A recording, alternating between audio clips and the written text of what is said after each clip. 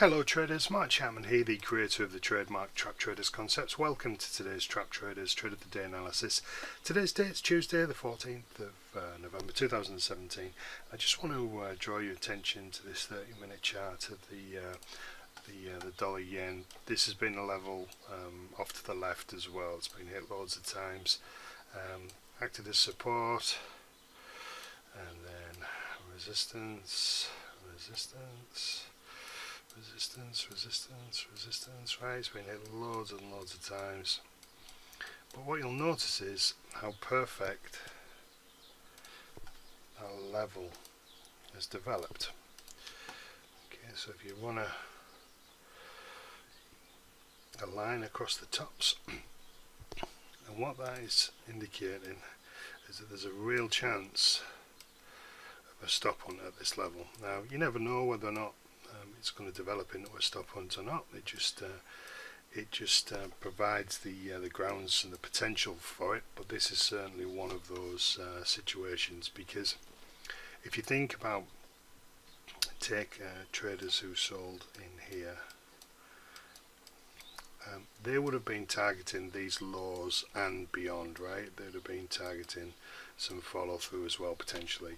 So the fact that it came back and it didn't even get across that range is an indication that whoever sold in there will be some people still stuck in those trades, but because of the nature of the way that it just turned on them and then aggressively moved up, they'll be holding those trades, a certain amount of traders. Granted, some will have left, but some will hold, and what that means is when price comes back into that level, the stops that have been residing there from those traders who held the positions will carry over and still be here. Now, interestingly, you will have traders sell at that level again, right?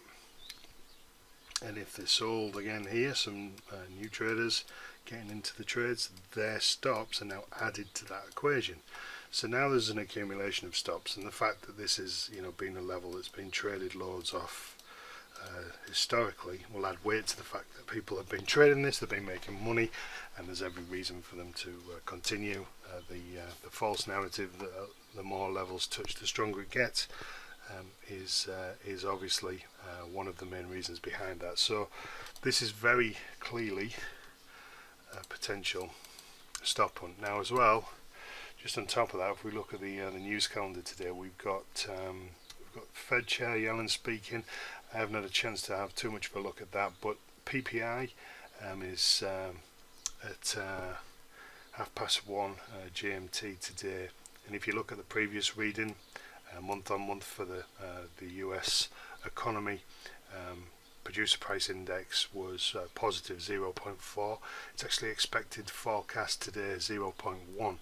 So I don't know whether you've ever heard the phrase, I'm sure you have, buy the rumour, sell the fact. Well, the rumour is that the currency is going to weaken. Now, as we go into this news event, you would imagine you would see some dollar weakness. Now that would mean, in contrast, perhaps some yen strength. Now, obviously, the actual fact may be that it's a better reading than what they suggest, but in the meantime, if this pops its head above excuse me, this level, takes those stops out, and those stops equal buy orders. Okay, so as we've talked about loads of times, it's always the opposite. So if you're a seller, your stops equal buy orders. If you're a buyer, your stops equal sell orders. So if something's big there, it can just spike it up, manipulate just above the level, take all those stops that have been building at that level, and then boom, down it goes. And you're in for a little trade across that range. It hasn't been going very far, so you wouldn't want to target anywhere beyond sort of that 113.30 level. Just slightly inside of it is probably not a terrible place to trade. Also, again, just going on from yesterday's scenario, when you're in an area like this where price has been ranging or accumulating, depends who you talk to, you've got to try and be aware of the other market participants and what they would be thinking also, to try and give yourself a little bit of a increased edge. So for instance, if you were a buyer down in here, right, you were buying this currency off this level, it's been hit loads of times, right, where would you take your profit? I would suggest that you're probably going to take it on the other side of that very well defined range. So if you're a buyer, that must then follow that you must sell to exit, and that will obviously create supply above there. Just draw it in red. And if you have something big that is going to manipulate price above that level and then dump and start selling in the face of that forced buying, then obviously that's good too.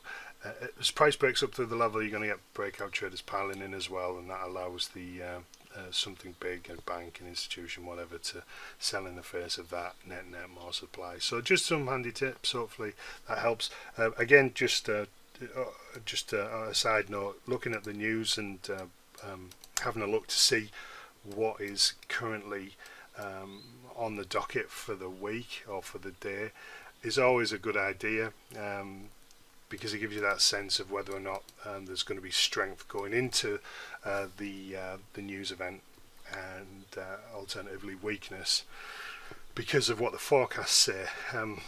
A lot of institutions will actually get out of positions during those news trades by catching loads of unsuspecting retail traders and whoever else doesn't know what they're doing as well. So just bear that in mind. So usually you'll see if the forecast is supposed to be good and maybe it's a couple of days out to this big news announcement, what you tend to see is some strength in that currency, and you might not see strength on the result itself, right, by the rim or sell effect. So just a little tip, hope that helps. If you'd like to come and join me in my inner circle, click on the link below. I'll see you on the inside. Take care.